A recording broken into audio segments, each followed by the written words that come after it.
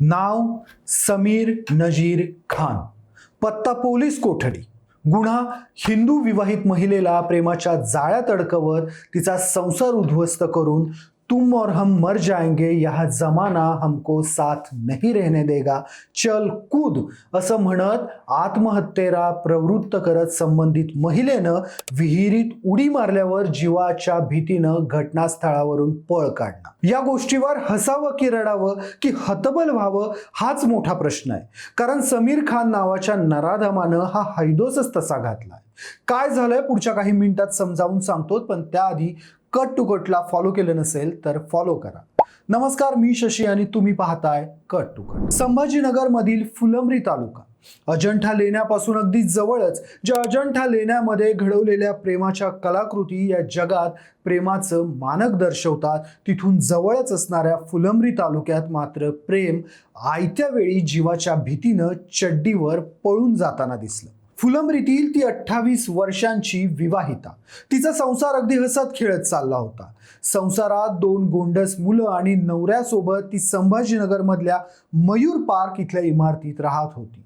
दृष्ट लागावा असा तिचा संसार होता, पण म्हणतात ना, जिथं दृष्ट लागावं असं म्हटलं जातं तिथं कधीतरी दृष्ट लागतेच। 5 महिन्यांपूर्वी या विवाहितेची समीर खान सोबत ओळख झाली। तिला पाहताच समीरच्या मनात विकृत विचारांनी थैमान घालायला सुरुवात केली। समीरला ती कुठल्याही परिस्थितीत हवी होती, त्यासाठी कुठल्याही पातळीवर जायची समीरची तयारी होती। मग हळूहळू समीरनं संबंधित महिलेला आपल्या कह्यात घ्यायला सुरुवात केली। बोलता बोलता त्यानं त्या विवाहितेला आपल्या जाळ्यात असं ओढलं की आपण काय करतोय, का करतोय, कशासाठी करतो हे विचारही त्या नराधमानं त्या विवाहितेच्या मनात यायला वेळ दिला नाही। त्यानं आपल्या गोड गुलाबी गप्पांमध्ये त्या विवाहितेला असं गुंडाळलं की विवाहिता देखील स्वतःहून त्याच्याशी संपर्क साधू लागली। आपल्याला 2 मुलं आहेत, एक नवरा आहे, याचा पुरेपूर विसर त्या महिलेला पडेल याची काळजी समीर खाननं घेतली होती। त्यानं तिला फक्त गप्पांमध्येच गुंतवलं नाही, तर त्या गप्पांमध्ये गुंतवत त्यानं तिच्यावर आपल्या प्रेमाचं जाळं असं फेकलं की जाळ्यात एखादा मासा अडकावा तशी अलगद ती विवाहिता अडकली। समीर एखाद्या हिंस्र श्वापदानं आपल्या शिकारीकडे पाहावं तसं त्या विवाहितेकडे पाहत राहिला। त्यानं तिला पटवून दिलं की माझं तुझ्यावर प्रेम आहे, आपण दोघं सोबत राहू।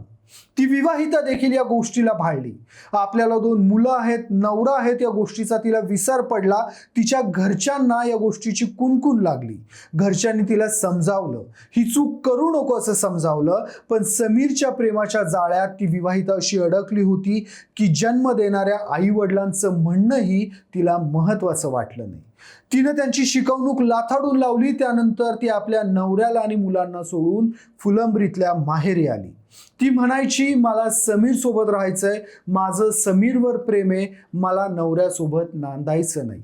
आई वडील तिला सांगत होते, हे शक्य नाही, तुला 2 मुलं आहेत, त्यांचा विचार कर। पण समीर नावाच्या आशिकनं तिच्यावर अशी काही जादू केली होती की समीर पुढं तिला सगळं जग शून्य वाटत होतं।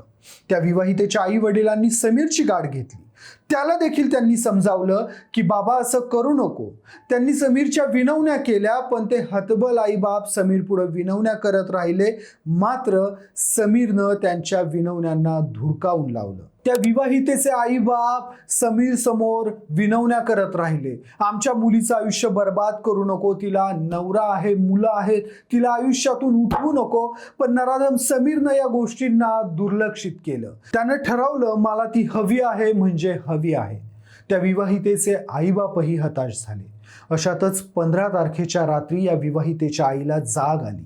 रात्रीचे 10 वाजून गेलेले, उशीर झालेला। आईनं अंथरुणावर पाहिलं तर आपली मुलगी जाग्यावर नव्हती।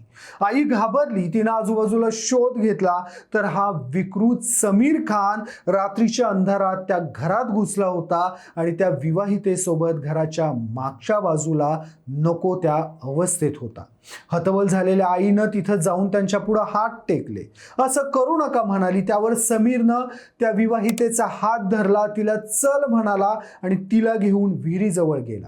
हे जग आपल्याला एकत्र येऊ देणार नाही. हे जग निष्ठुर आहे.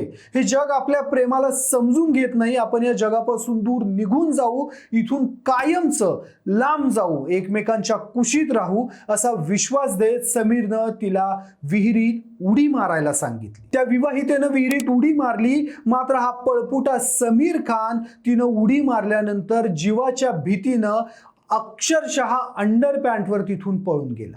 त्या विवाहितेची आई आरडाओरडा करू लागली, छाती पिटू लागली. माझ्या मुलीला कुणीतरी वाचवा म्हणून त्या आईचा आक्रोश आसमंतात पसरला. त्या आवाजानं शेजारी पाजारी गोळा झाले. त्यांनी त्या मुलीला विहिरीतून बाहेर काढली. पण रात्रीच्या गडद अंधारात समीरूपी वासनांध नराधमावर विश्वास ठेवणाऱ्या त्या महिलेचा जीव त्या विहिरीतल्या अंधारात विरून गेला होता. समीर खान नामक नराधम आपल्याला शेवटच्या क्षणापर्यंत साथ देईल या आश्वासनावर त्या खोल विहिरीत उडी मारलेल्या विवाहितेचा आणि तिच्या प्रेमाचा त्या विहिरीतच दुर्दैवी शेवट झाला.